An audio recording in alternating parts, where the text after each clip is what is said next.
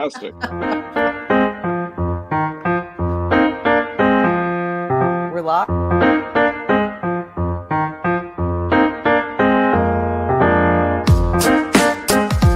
Hi, I'm Eric Sabri, your Wayne County Treasurer. If you're living in the home of a deceased family member and you're facing property tax foreclosure, the probate process can be helpful to you. If you file a probate petition and notify our office, the foreclosure proceedings will be halted during the probate process. Contact us at 313-224-5990 or email us at taxinfo@waynecounty.com. We're here to help.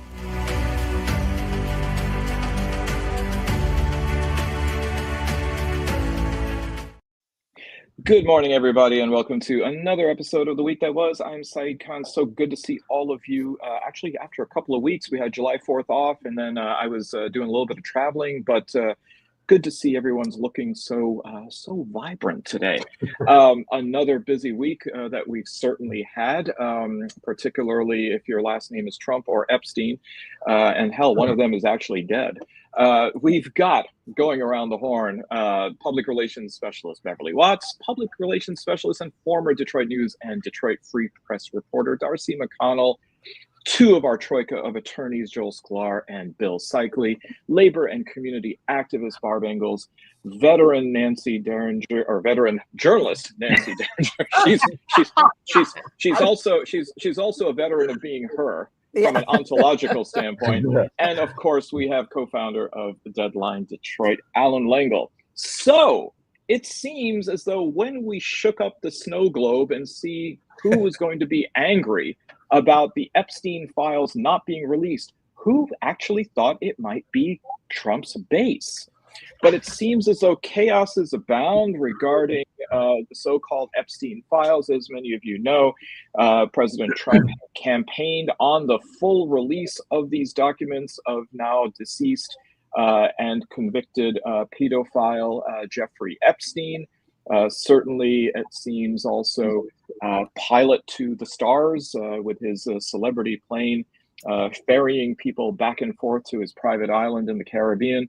But the administration has changed its narrative several times this week. Most recently, it appears as though the president has now instructed Attorney General Pam Bondi to release any documents that she feels to be relevant and prudent, including asking the grand jury to go ahead and in fact, or at least to have the grand jury proceedings similarly released. What's going on here? What's the political fallout? Trump apparently tried to bury a story by the Wall Street Journal, which was unsuccessful. They just ran it, saying that apparently the president is also a little bit of an artist, drawing a particular diagram that is, I suppose, salacious in a book of collections that Epstein had. And hey, we are joined by the third of our attorney troika, Steve Fishman, just in time after I mentioned the Epstein files. And now we and with Joel Sklar in the Paul Lynde seat. So I'll take Joel Sklar in the Paul Lynde. Hey, you know what? We can go Paul Lynde. We can also go Whoopi Goldberg. So there was an update to the Hollywood Squares. I'm an OG on the Hollywood Squares. There's only the original, not the stupid reboot. You're very president. Yeah. Okay. Yeah. Well, I kind of like John. I like John Davidson in the upper left. Anyway, yes. Allan. I want to say something. I'm curious because Steve does criminal law. But normally, look, this case, the Epstein case, wasn't litigated.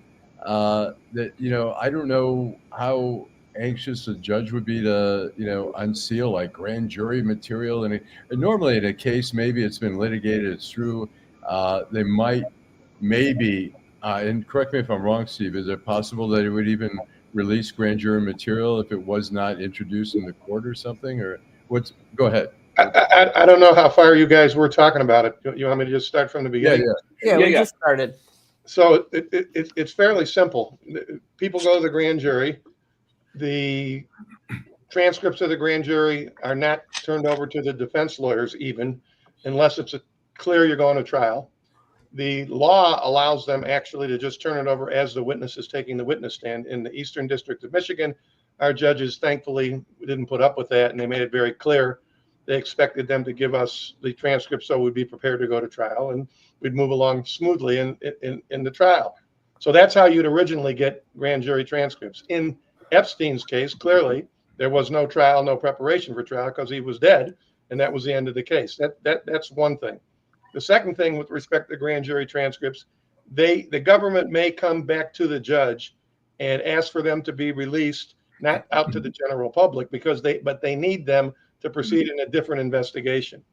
As far as I can see in this instance, the fact is the president says release them. I mean, what the fuck is that? That's nothing having to do with the rule of law. But let me tell you something else about it. Before everybody gets real excited about grand jury transcripts, it's rare that federal prosecutors put a bunch of witnesses into the grand jury because they know that the defense lawyers, and keep in mind, when they got this indictment, they didn't know Epstein was going to kill himself or whatever happened to him in the cell. They probably anticipated going to trial. They don't like to put civilians in the grand jury if they can avoid it, because people like me use their grand jury transcript to impeach things that they say during the trial. You got to keep in mind, it's very rare that people can say the exact same thing over and over again. I almost always was able to use grand jury transcripts, just like interviews with the agents, to impeach people and say, well, you say this today, but you didn't say this the other day. So I wouldn't be surprised in the Epstein case, particularly where so many of the victims are young. Even though they were investigating it later, they still were young. They were 12 or 13 at the time. They probably can't be much more than 20 or 21 by the time they're investigating it. My guess would be something that a lot of people don't know. Hearsay is admissible in a grand jury, which means that you can put an agent on the witness stand. And I have had many cases where nobody else testified before the grand jury other than the agent, who then says, and Saeed said X, and Nancy said X, and Darci said X, and the grand jury can indict based on the hearsay testimony of an agent. So before everybody gets all excited, if they really think there's 25 civilians that testified in front of the grand jury, or maybe even 5 civilians that testified in front of the grand jury, I wouldn't be surprised if no civilians testified in front of the grand jury, and the only person who did, or the only people who did, would have been agents summarizing stuff. Now, what I don't know, none of us know, was there somebody that was snitching on Epstein, somebody that was disgusted with the whole thing or something, that maybe started out with him and then decided to cooperate with the government? Someone like that, they would bring him to the grand jury because they want to nail him with some sworn testimony, just in case they decide, 2 months later, I'm not going to help you, the hell with it.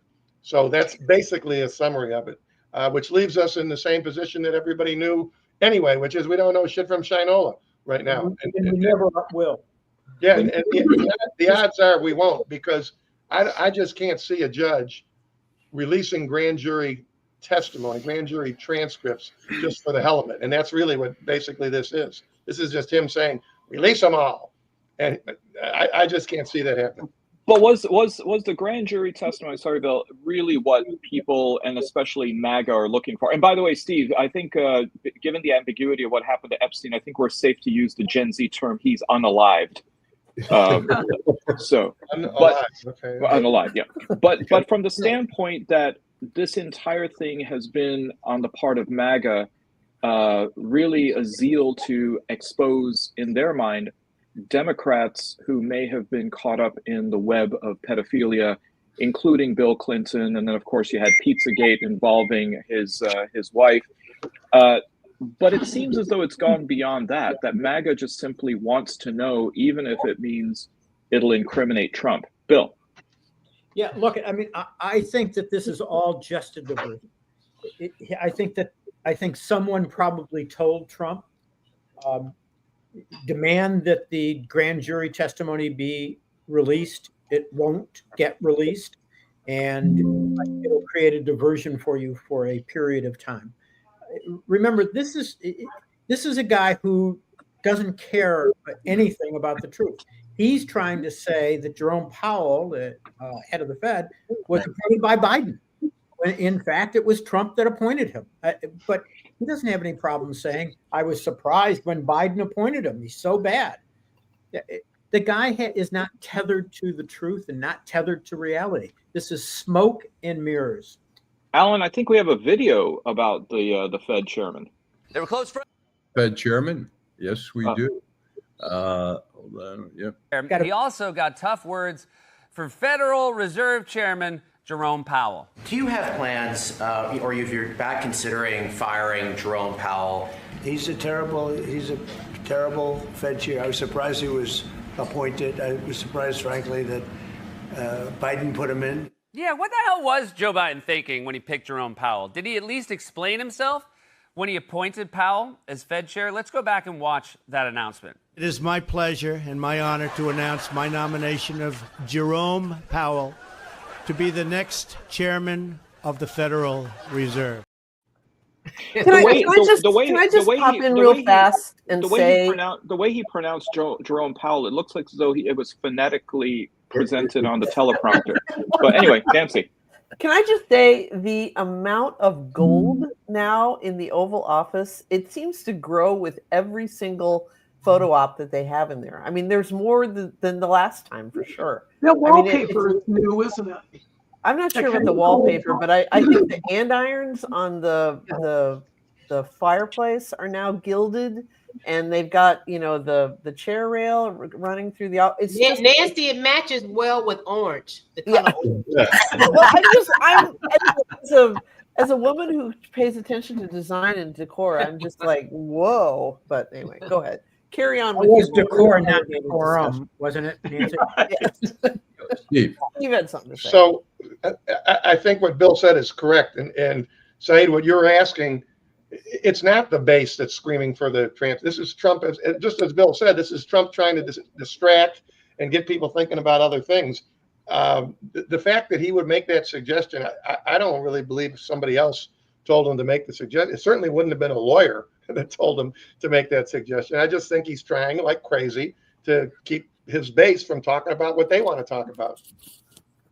All right. Darci. So just remember that Musk started this conversation or renewed this conversation about Epstein first. And when they were having their sort of back and forth, and there are, Trump tried to get his folks to back off and then they doubled down. And I just think it's just, January 6th, who cares? Convicted sex offender, who cares? Pay to play, who cares? Arresting children and women from their families, but with no criminal record, who cares? But we need to get the Epstein out. It's just, so I do think there are some real voices calling for this for whatever reason. But yeah, I think the grand jury thing is bogus, right? Just to appease folks. But that's not going to yield what folks are asking for. Allan. I mean, I think it's hysterical for all the crazy shit that's been going on in the first 6 months of this administration, all the violations of rights, just the endless bullshit about vaccines and layoffs and craziness. This is the only thing that's bothering. I'm saying. Right. That's what's the base is like, we want the list. What I'm saying. Obviously, the list is not going to come up in a grand jury stuff. I think he's calculated into saying, I want, people think, secrecy of the grand jury, that'll tell it all. But I think his name is on that list. And there's anybody who I don't think there's a list. Crazy. Oh, I do. There's some kind of list. I do. It may not be the perfectly, sequential Types. 1 through 400, but there's names there. But even if she released anything, you don't think certain items will be redacted? Yeah, right. You're right about that. That'd be so redacted anyways. Yeah. Well, there was a guy like him had a list that stated the name and probably the preference. Yeah. Wow. We do have video for this. They were close friends. They were Mile High Club pals. That still doesn't mean that Trump is in the files. And maybe. But after Jeffrey Epstein died in prison, the only person left who knew all his secrets was Ghislaine Maxwell. And when she got charged with sex trafficking, Trump's response was surprisingly sympathetic. I haven't really been following it too much. I just wish her well, frankly. I've met her numerous times over the years, especially since I lived in Palm Beach, and I guess they lived in Palm Beach. But I wish her well. Let's be clear. Law and Order SVU doesn't start like, in the criminal justice system, sexually based offenses are considered especially heinous, and we wish the perpetrators well. Dun dun. Well, what about the efforts by Congress to block, or I should say a certain bandwidth of Congress, i.e. Republicans, to block any kind of testimony, any kind of release of documents. I mean, it seems as though there are people really circling the wagons. Steve? I think, to tell you the truth, I think that's another distraction. The person they ought to be worrying about is Miss Comey, James Comey's daughter, because she was involved in that entire investigation. And we were talking about it, a couple of us criminal lawyers, that, you can't release grand jury transcripts. That's true. But if you testified at a grand jury, I don't know if you guys know this, the lawyers do. If you testified at a grand jury, the agents and the government prosecutors will tell you, look, don't tell anybody about this. That's fine. But the law is, if you wanted to, you could rent a billboard on the John C. Lodge Expressway and put up there everything you said. The prohibition against the release of grand jury testimony has to do with the court and with the government. This lady, it seems to me, if she wants to, she could talk as much as she wants about anything that they investigated, as long as she's not talking about so-and-so testified at the grand jury, blah, blah, blah, blah. She could actually get up and say, well, yeah, actually, we had 14 photos of Trump with blah, blah, blah, or whatever. This woman is not somebody to be pushing around, and you guys are going to see. She's not going to take this firing line down. She's going to sue, and I think they're on really, really dangerous grounds with her. Because from what I heard yesterday from Christy Greenberg on Nicole's show, who worked with her, she thinks she's one of the finest lawyers she's ever dealt with. She did the rebuttal in Combs's case. And Christy said yesterday she thought it was the best rebuttal she'd ever heard. And she worked a long time at the Southern District of New York. I think they are messing with the wrong person. And I hope like hell she nails them. Steve, if we do get a billboard like that, can Detroit really afford to have one fewer Jumana Keiru's billboard up? There's a lot more than just we've got a plaintiff's lawyer in the world that doesn't have a billboard up there. But I don't plaintiff's law. That's crazy. I like when I'm pulling into Metro Airport. There's one on either side of Merriman. It's like one for each terminal. Well, Trump does have some other aspects of bravado, which apparently he's deploying, including to one perhaps former friend, none other than Vladimir Putin of Russia, giving Putin 50 days for a Ukraine peace deal because apparently Putin has upset him, or threatening more sanctions as well as more arms to be sent to Kyiv, not directly, but by way of Europe, with the United States apparently bankrolling it.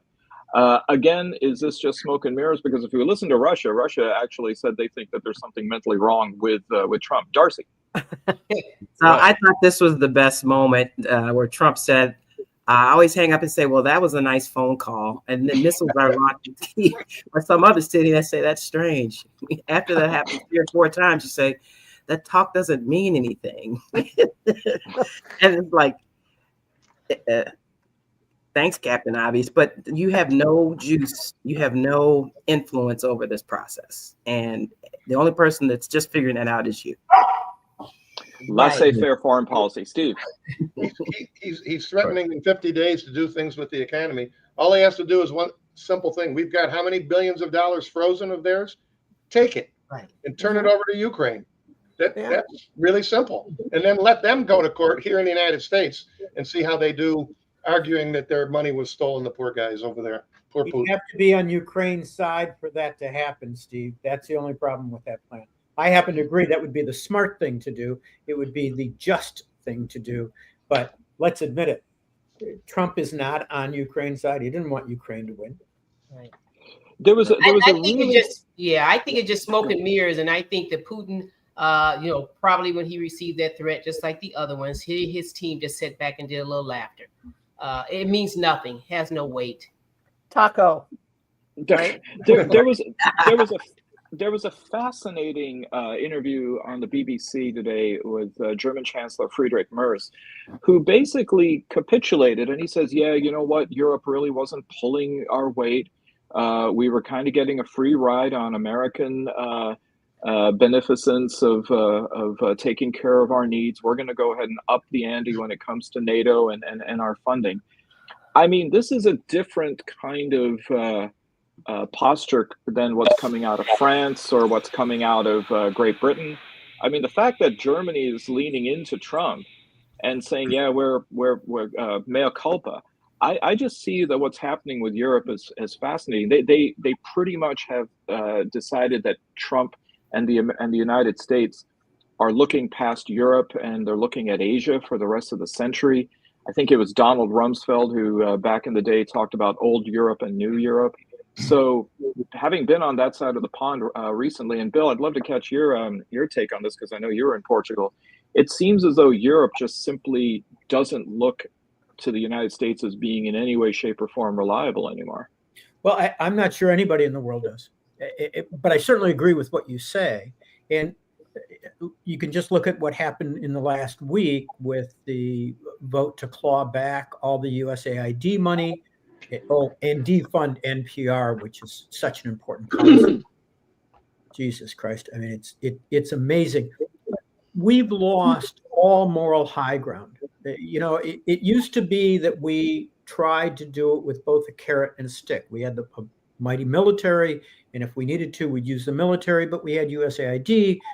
We used money and foreign policy to try and do the right thing and convince people that democracy was the right thing to do. We're out of that business now. We now don't give a shit about how people feel about us. We don't care about whether or not a country chooses an oligarchy or a dictatorship over democracy. Mm-hmm. So, and I think that that's what Europe is seeing. And I agree that Germany does seem to be leaning in more toward Trump, but I think most of Europe has just decided you can't trust these son of a bitches. They don't keep their word. You can't sign a treaty with them. He just changes it. Mm-hmm. He just chooses to ignore it. And my fear is that what most of the American liberal politicians don't realize is they kind of, oh, well, when Trump leaves, we'll get back to normal. I don't think Europe sees it that way. I think Europe is looking, I think most of the world is looking at us and saying, why should we ever believe the United States again? Their views, their world. It's objectively based. I mean, they're correct. Why should they ever trust the United States again? We won't back our allies. We give comfort to the enemy, it appears. The positions of Trump change with the wind. There's no reason to trust us. And so we're going to be isolated. I think, we're huge consumers, but the world's going to look a little bit beyond us because we don't play fair. We make it difficult to enter our markets. We're going to be behind. We are behind. I think China's going to take the lead. I think Trump, who looks backwards, is going to draw us backwards. Cutting all the good minds in government and having a brain drain in government is an awful thing, especially in the sciences and in health. It's just dangerous. So no, I think Europe should look beyond us. If I were European, I'd say these people, you can't trust them because every 4 years everything can change. Yeah. And so that is the danger of our democracy is now being exposed, that we're not consistent. We are not reliable partners, and we will have a hard time when Trump is dead and gone, getting rid of that taint. Yeah. Well, Joel, I would actually say that we're, as Americans, kind of late to the memo. And by the way, Bill, it's sons of bitches, not son of a bitches. So before Nancy gets on you. Yeah. Very true. It's like attorneys general, sons of bitches. Right. Yes. And a murder of crows to boot. But from the standpoint that I would say the rest of the world is almost feeling relieved that the contradiction or the hypocrisy of American rhetoric and reality is no longer there. That what Trump has really exposed is what I think a lot of people around the world have already had to deal with, which is a really questionable moral compass by the United States. And so whether it was in recently being in Turkey, being in the UK and elsewhere, people just simply say, well, finally, America's gotten off the talking points and is walking how we've already felt that they have been for so long. So that seems to be the case. It's somewhat tragic because we were a beacon of freedom. We were, so the myth was, and we are not a beacon of freedom. We're a beacon of arbitrarily arresting people who don't look white. But I think Saeed was saying something else, and I generally tend to agree with him. There was a hypocrisy between what we said and often what we did. Always. I happen to believe that Martin Luther King was right that the arc of history bends toward freedom, and that we tried to do the right thing. We seldom hit it, but that we tried to move in the right direction over the years. Now that's all gone. The idea that we're aspiring to export democracy is completely gone. Nobody believes that anymore. And, look, I think it's a tragedy, but apparently at least 40% of the country, probably more like 60% of the country, doesn't. We're much more concerned about transferring wealth from the poor and the middle class to the wealthy. We're interested in doing it between countries as well. I mean, that's what the tariff thing's all about. I want to point out there's a school of thought that, international relationships mirror personal relationships. And what the rest of the world is looking at right now is like dealing with a partner who cheats all the time and says, "Oh, I'm sorry, I didn't mean that. I'll be better." And the rest of the world's looking at us and go, "I don't want to be a partner with that guy or that woman. They're a cheater. They're disloyal. They're not reliable, and they're walking away." Well, that's what I'm saying, Bill, is that the rest of the world already saw the kiss cam at the Coldplay concert. So, right. That woman was the head of HR too. Can you imagine going to work with that day and going, The meeting the next day must have been a Barb, I can think of no better example of human relations than what we saw on the kiss cam. I wonder, did she terminate herself? Can I just say that even though she was decades younger, there was something about that photograph that made her look a lot like Debbie Dingle. Like, she did look like that. What is Debbie Dingle doing at a Coldplay? Start a new conspiracy. You talk to Europeans, you talk to people from other countries, and for years what they would say is, I love Americans. I love Americans. Your government is bullshit, but I love Americans. But they don't anymore. No. And it's, and you can stand up and say, I'm not like that, but you can't avoid the reality of it. And I think that was our last best hope, is that we could drag people along from us. But Barb, you're right. But when you look at the numbers, and you're absolutely right of the numbers that support it, whether people think Elon Musk played around with the election or not, you look at the numbers of people who did not vote and the numbers that voted for Trump again. It's hard for you to say, okay, it's just him. You got to look at the people, the voters. And they're the loudest. That allowed this to happen again. We need to get louder. A whole lot fucking louder. But I'd be interested to know, I don't know if there's statistics on this, but Joni and I have been to Europe a couple times this year. We tend to go twice a year to Europe.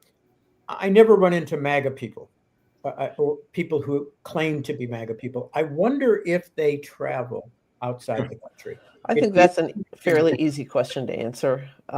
Probably not. Although I did see, when I was in Morocco in 2019, I did see a guy in a MAGA hat. Oh boy! And he's walking toward. It's one of those tiny little alleys in those Medinas, and he's in a group walking toward us, and we're in a group walking the other way. And I just looked at him and I said, "Really?"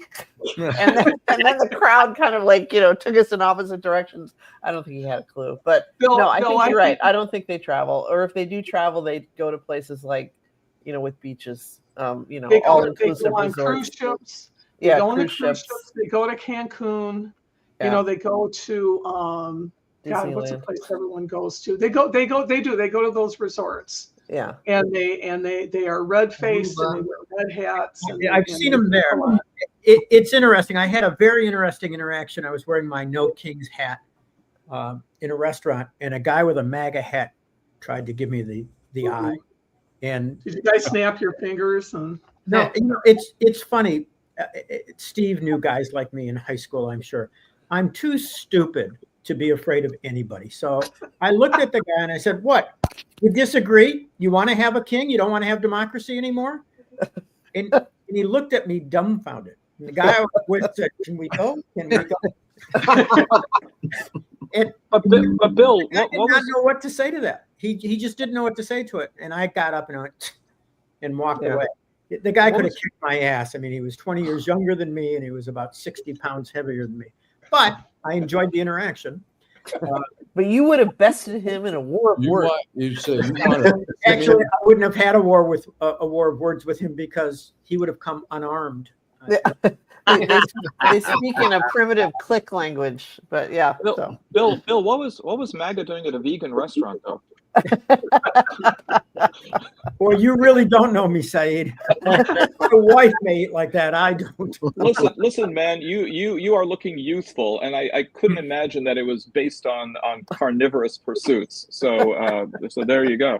Well, when it comes to American foreign policy, there's this other really interesting angle. It seems as though President Trump may be in a kind of a mutually beneficial, I could call it something else, relationship with Israeli Prime Minister Netanyahu, deployed the U.S. ambassador to Israel, Mike Huckabee, to go to the hearing as Netanyahu is under corruption charges right now with a Bugs Bunny stuffed animal. I don't know what the significance is of that. But Netanyahu is also facing right now the erosion of his coalition. It looks like an ultra-orthodox faction has already departed, and there may be some other defections based on the fact that they are seeking an exemption for the ultra-orthodox from military conscription. Is this a possibility that Netanyahu's coalition may end up in the minority and something might change? Steve? Do they want to revert? I thought they wanted a reversal of the exemption. Am I wrong about that, Steve? Here's how it went. For years and years and years from the establishment of the state, and keep in mind there were like 800 families of Orthodox of Haredim in those days, they were exempt from military service because they were too busy studying the Talmud and the Torah and this and that and the other. And recently, as there have been more and more of them, there's been a bigger descent, shall we say, by the regular public whose sons and daughters, keep in mind, sons and daughters both go to the military. I have two nieces, Israeli nieces, who both served in the military. And eventually they get to the point where, particularly once this war started, there are people who are being called back. There are people who are dying, obviously. And the regular people have had enough of this crap. And so what Netanyahu is trying to do right now, he's trying to walk a really crazy thin line, which personally I don't believe he's going to be able to do. These Haredim, the ultra-Orthodox, they only have one position. We're not going. That's all there is to it. We don't want to hear about some middle-of-the-road statute that's going to maybe only a few of us. Their position is we're not going. You've got the other right-wingers, that the ones who want to take over, run everybody out of Gaza and have everybody go back, and the settlers will be back in Gaza.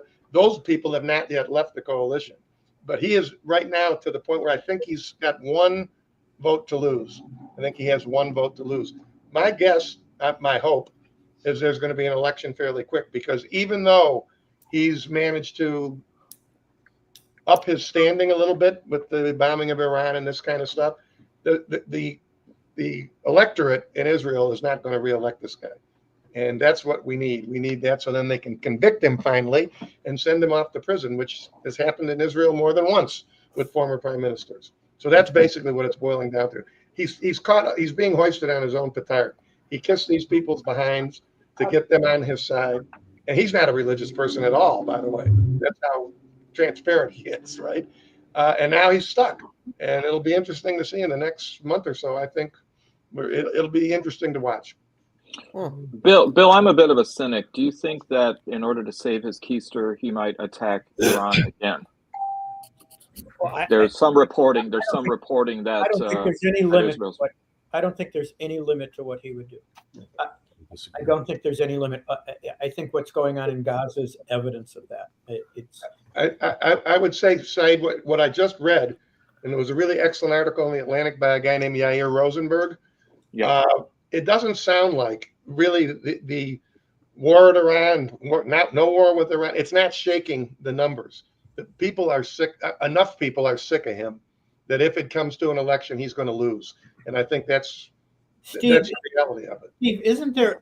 I thought that there was some provision that in Israel that there couldn't be an election during a war. Am I wrong about that? I can't tell you, but I can tell you this: what he's doing now, the stalling. The Knesset goes out of work by the end of this month, I want to say, and they don't come back till after Yom Kippur, and nothing happens during that time. Wow. So, All right, Allan. I was going to say about Iran. There have been reports that Iran is trying to resupply the Houthis, resupply Hezbollah. They're smuggling through Syria.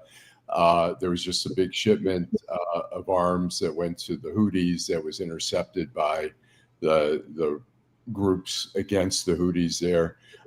So I think anything's on the table. But, interesting, the religious thing, I think some of the religious people in Israel had reported, but a lot did not report. And there's a big separation between the secular and the Orthodox. And there's such a resentment for the secular who have been going generationally to the army, and they come out and get no benefits, while the Orthodox who are studying, the Torah and the Talmud and stuff, get paid by the government to study. And there's a great resentment that goes on there. So, all right. Do you think Allan, why do we? Oh, sorry. Go ahead. Go to the commercial. Hi, I'm Eric Sabri, your Wayne County Treasurer.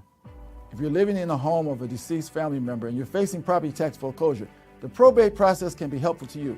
If you file a probate petition and notify our office, the foreclosure proceedings will be halted during the probate process. Contact us at 313-224-5990 or email us at taxinfo@waynecounty.com. We're here to help.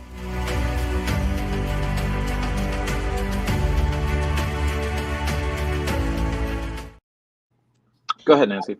I was just going to make a very weak witticism that after how many thousands of years, you would think the Torah and the Talmud had been studied out. I mean, what more is there to learn from these great books? I don't know, but I understand. I don't know. There's new innovations coming up every day, Nancy. I mean, how AI, auto tune.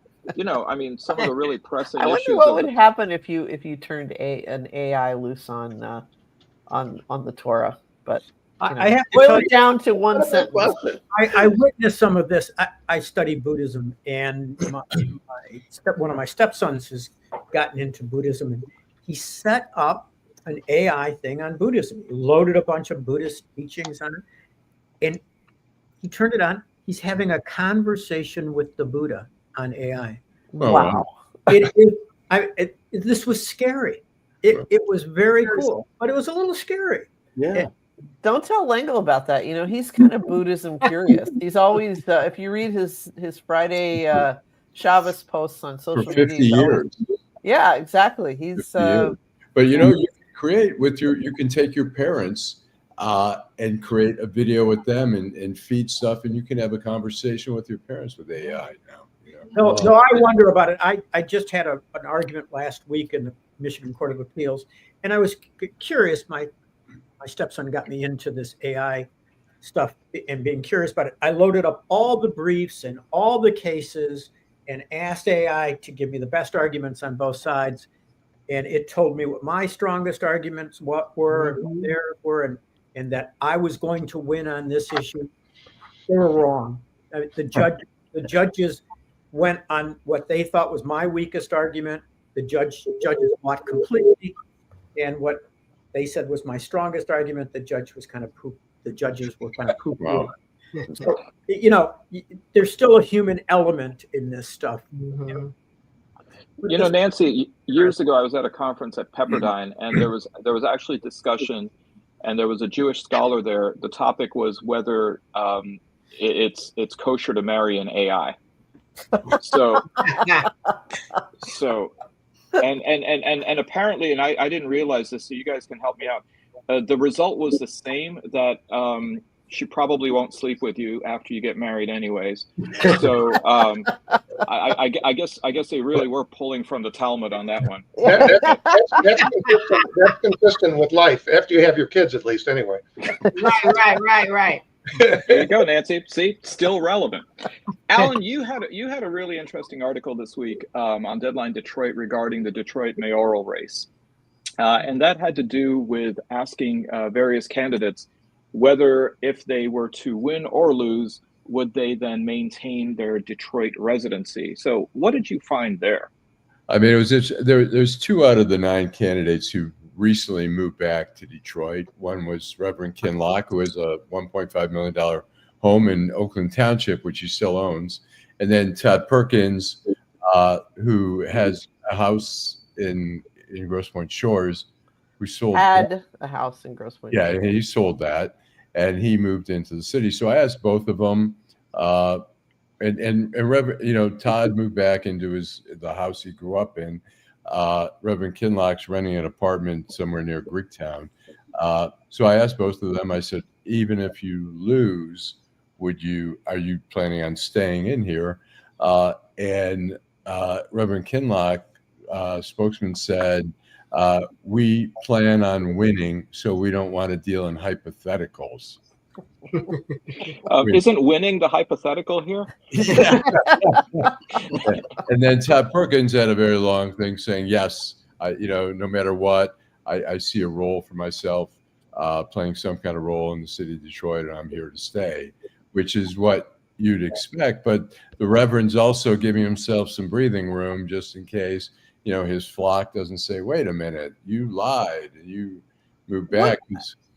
I was under the impression, when Todd used to be on the show, I was under the impression that the house in Grosse Pointe Shores was basically an office and kind of a crash pad, that he used Bloomfield Hills. I think he was living in Bloomfield. He was Bloomfield. Yeah, he was from Bloomfield, or he lived in Bloomfield Hills, and he used the Shores house as his like an office, and if he needed, just because it was closer to the courts than. But now COVID upended all that. You mean a pied-à-terre, Nancy? Pied-à-terre in the Shores. They don't speak that language in the Shores, but the pied-à-terre. Yes, that's exactly what it was. So, well, first of all, I think it's funny that there was a community forum, a mayoral forum on housing and homelessness, and of course, Reverend Kinlock was not there. But I digress. I think generally the voters have proven time and again that they don't care very much about this issue. Unfortunately, we just have too many folks that have been able to carpet bag. Yes, that's one way to put it. But voters just don't seem to care about it. And actually, I would still guess that a lot of voters still don't even know about it. They're just sort of rabid the name ID or the affinity for the person.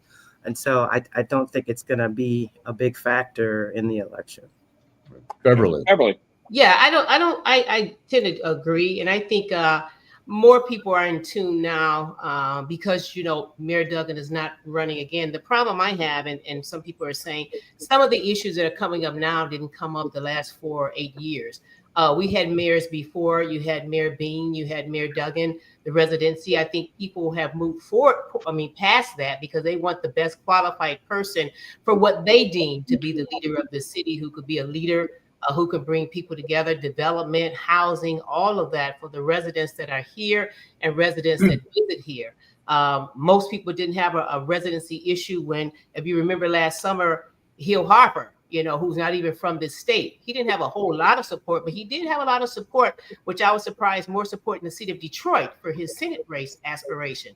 As far as the forums as well, if you did not, it wasn't an outcry at the number of forums that Duggan attended, several times, even the last election. So I'm hearing people saying now they do not like the disparity on the unfairness of holding these candidates now to a standard or forums or living in the city when they didn't hold Mayor Duggan and other people in the past. So I think that you're right.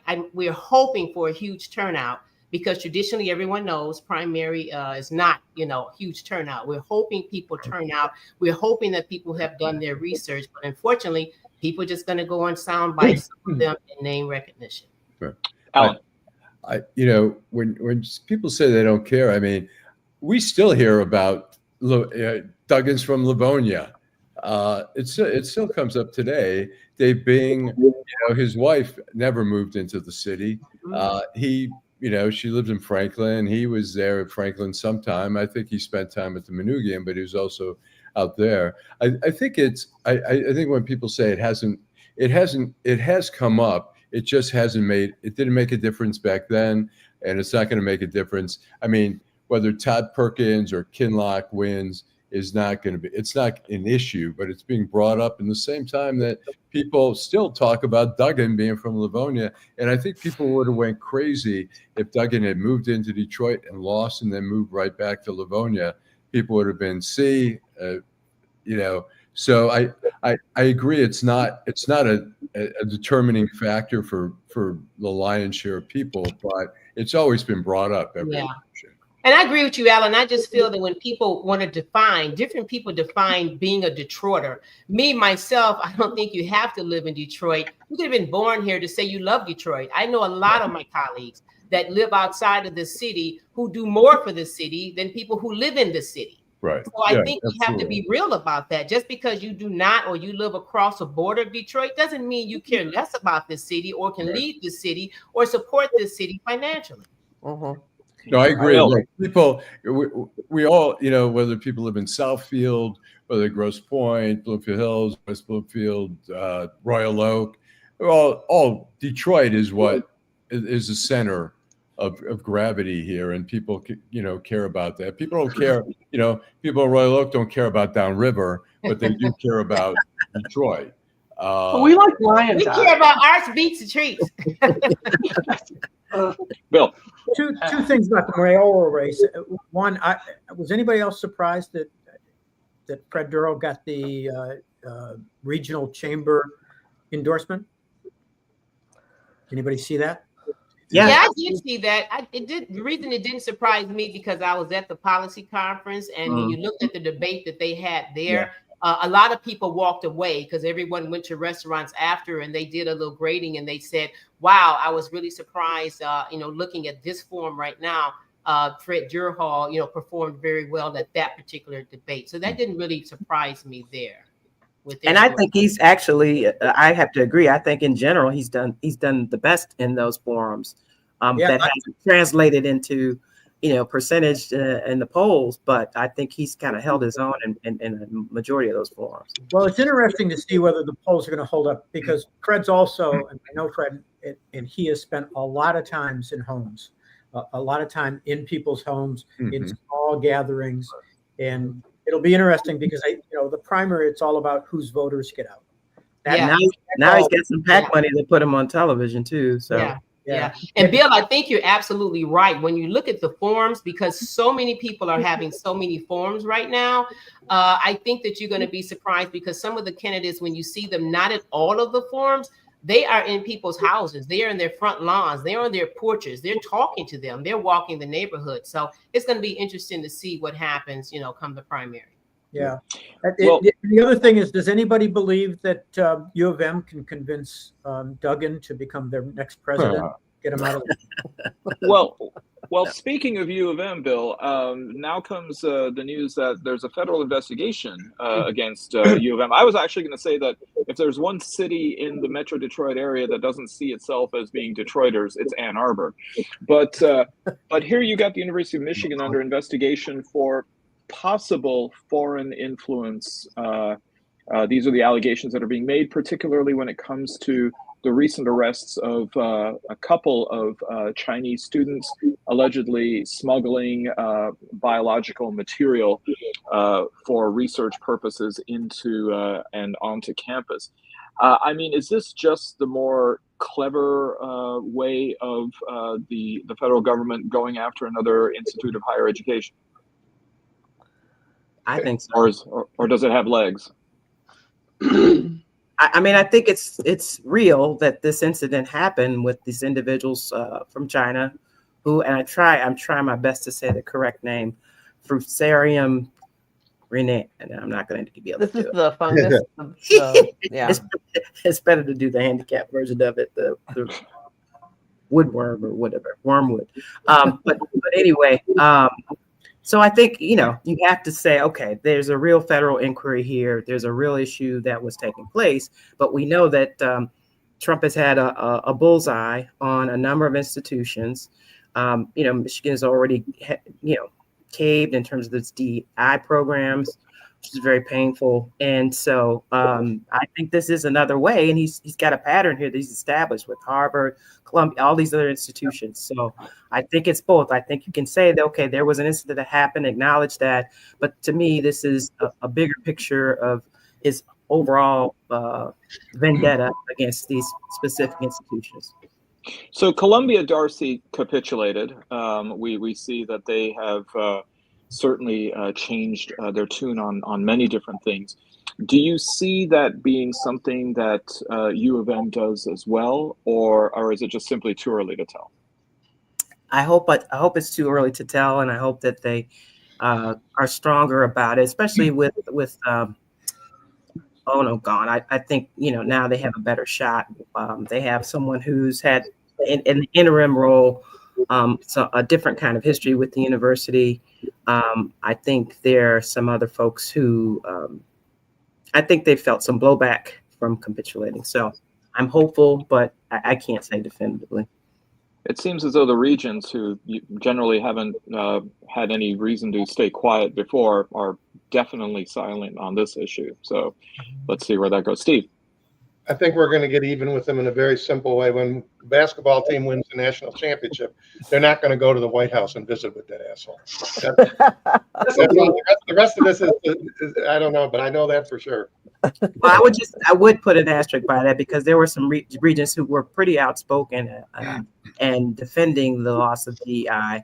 But you got to remember, our boards, our university boards, are still partisan, and so you kind of saw that divide take place at the time that those programs were eliminated. And they're elected, and a couple of them are coming up for election very soon.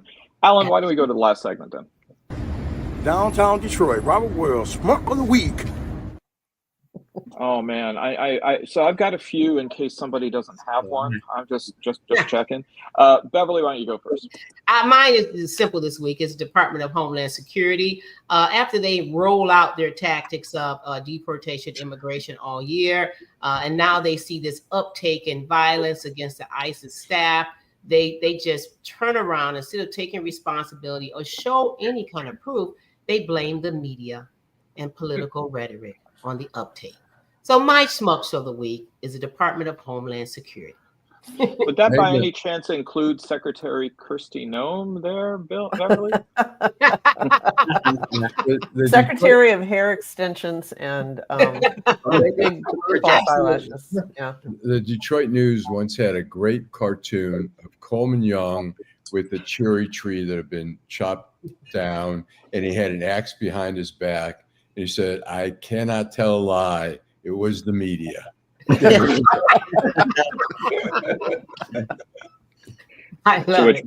To which Bill Bond said, "Huh?" Again. Steve?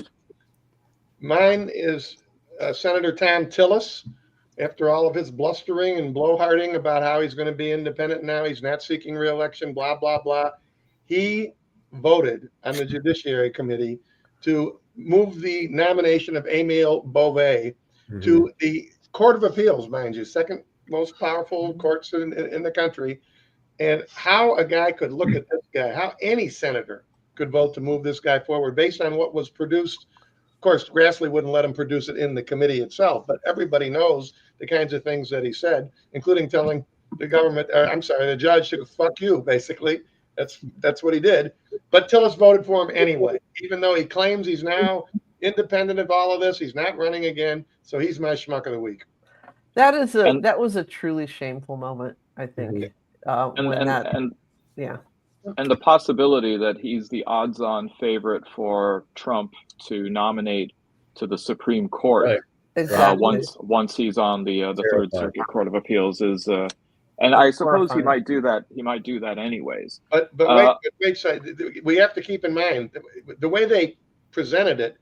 It made it sound like he's been approved to be on the court. That's not what happened. He's only gone from the Judiciary Committee to the full Senate. So I'm still hopeful that maybe some of them wake up from their comas and they vote against the guy. It wouldn't be very tough to do. Oy, oy, oy. Okay. Let's see. How about Darci? So mine is Harmeet Dillon, who is in the Civil Rights Department of the Justice Department, who made the recommendation to give Officer Brett Hankerson one day for the death of Breonna Taylor. He fired 10 shots in that raid that resulted in her death. He didn't fire the shot that killed her, but she still died. Everybody's agreed it was a botched raid. there's no reason for him to, and basically that means it would be time served. He wouldn't do any time. Right. And so my schmuck of the week is Harmeet Dillon at the Civil Rights Department and the Justice Department. Yep, that's a good one. That was another shameful moment this week. Keep in mind though, because I agree with you 1,000%. Tillis just kind of came to me first, but keep in mind we have a chance here. A judge has to do whatever just because the government asked for something isn't than what the defense asked for. Maybe the guy gets 3 to 10 anyway or whatever. So I'm hopeful that the judge is going to say no, and maybe even comment on it. Say, are you serious? This is a woman in her own apartment. She's had nothing to do with anything, and you guys kill her, and you want time served one day? That's hope for the judge. I'm actually dreading the fact that since it's a federal case, Trump will commute the sentence to 1 day or time served or pardon. Yeah, that might happen. Yeah. Bill. Well, Darcy stole mine, but I will. No, I've got a couple hundred others. Right.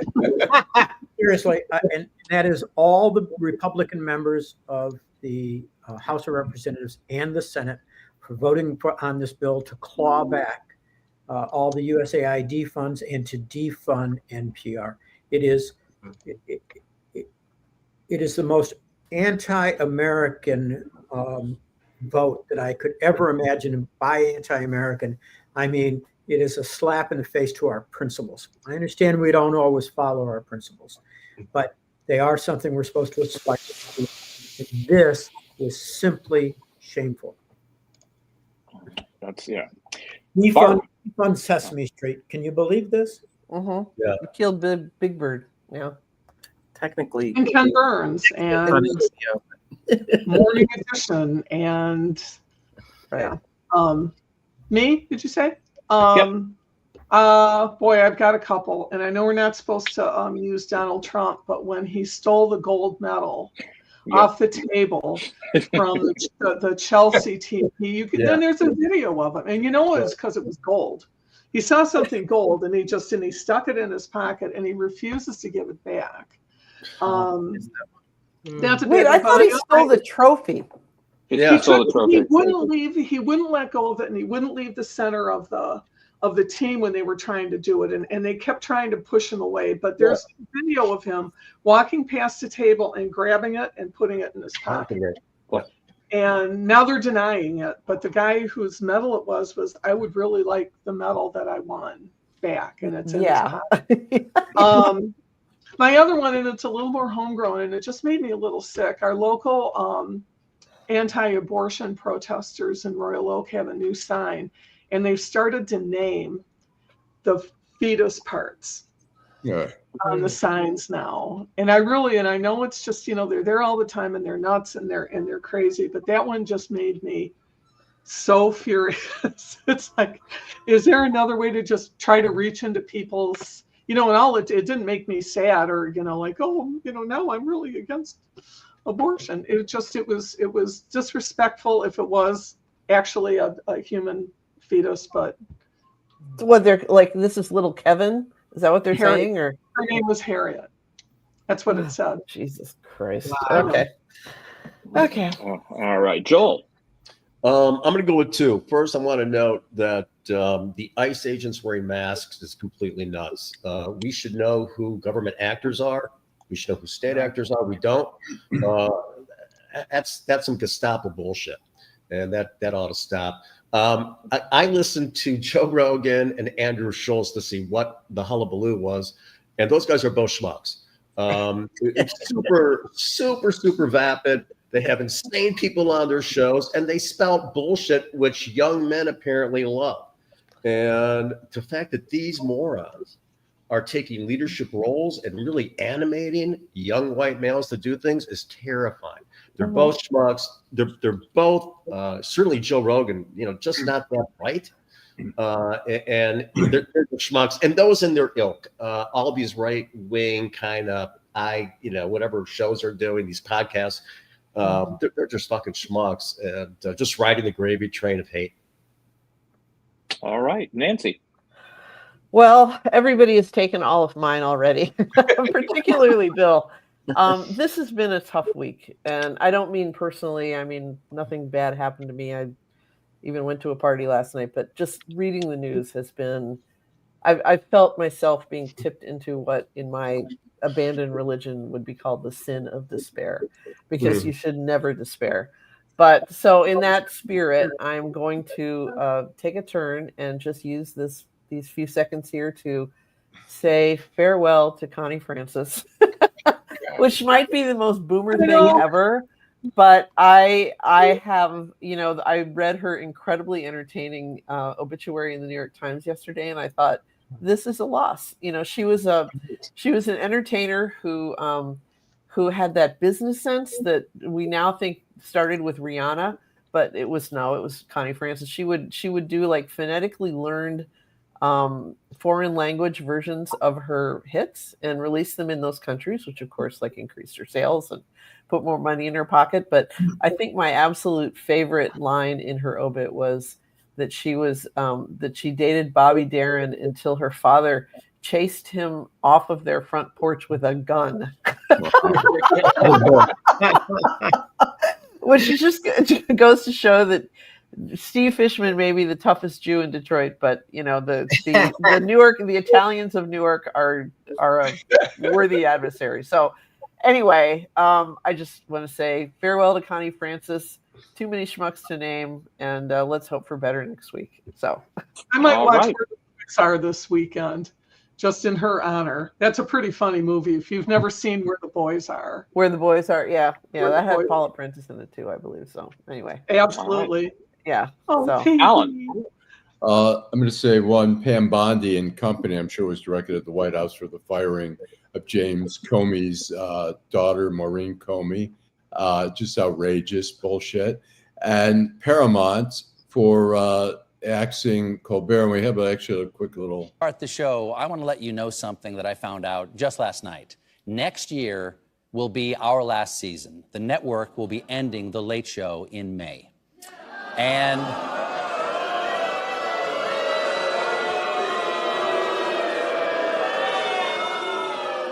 yeah, I share your feelings. It's not just the end of our show, but it's the end of The Late Show on CBS. I'm not being replaced.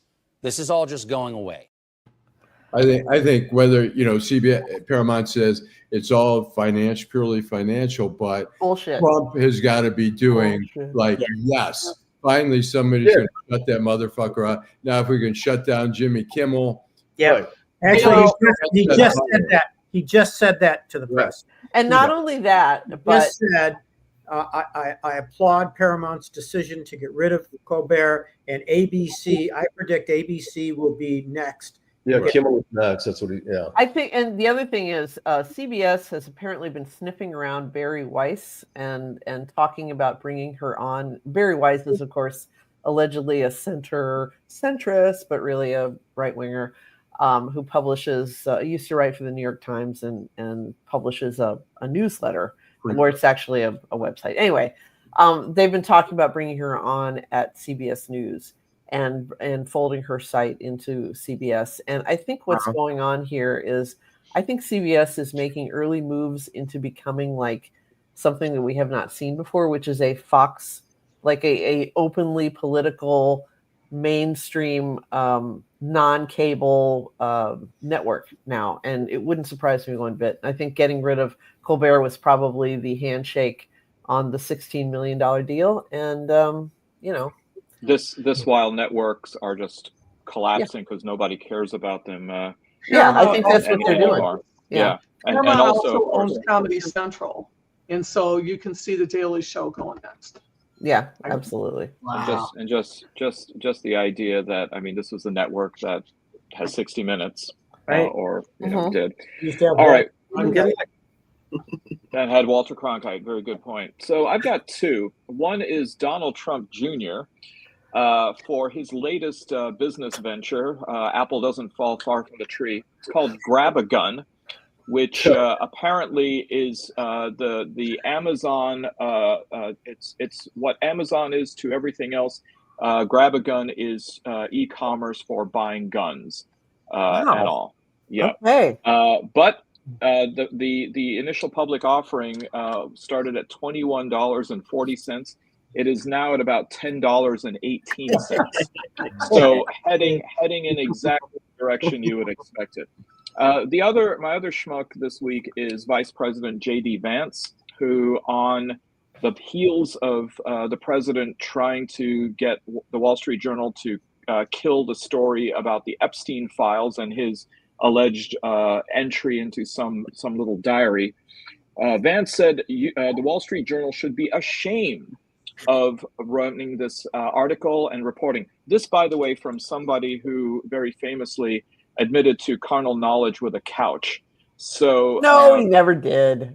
That was an Onion thing that just took hold because it seemed so plausible. That's your fact. This is our fact. I said allegation, which is coupled by fantasy. Okay. Anyway, you haven't seen that couch.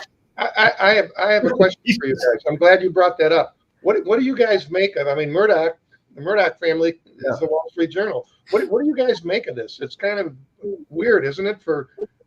I mean, he's going nuts on Murdoch again. What do you guys make of that? I don't think Murdoch likes him, and I think they're trying. I think they see J.D. Vance as a better president. But go ahead. I've known a lot. When I was in D.C., I hung out with a lot of Wall Street Journal reporters in the D.C. bureau. They're totally. I mean, it really is a separation. They were totally independent. Most of them were like, super liberal. It's totally. I think there's not going to be any restrictions put on those reporters in terms of their reporting and stuff like that. So I just see it as reporters just being aggressive, and the Journal's got some great reporters. And you'll see what Fox News spouts. Yeah. I mean, you'll see if Fox News spouts something a little bit different than they've been spouting. I mean, that's what Rupert Murdoch is. So if Fox takes a position contrary to Trump, this game changes a little bit. Well, in a sense, they already did, Joel, because yesterday on Hannity on Fox News, while everybody else was talking about the Epstein files, Hannity was talking about Biden and corruption. So it shows there we that go. they're quite up to date. Being that it's 2025. Listen, thank you again for a wonderful episode. Thank you for our listeners and our viewers for tuning in. Thank you, Beverly Watts. Thank you, Darci McConnell. Thank you, Joel Sklar. Thank you, Bill Seikaly. Thank you, Steve Fishman. Thank you, Barb Ingalls. Thank you, Nancy Derringer. And thank you, and always with the last word, Allan Lengel. Drive home safely. Have a great week, everybody. Bye-bye.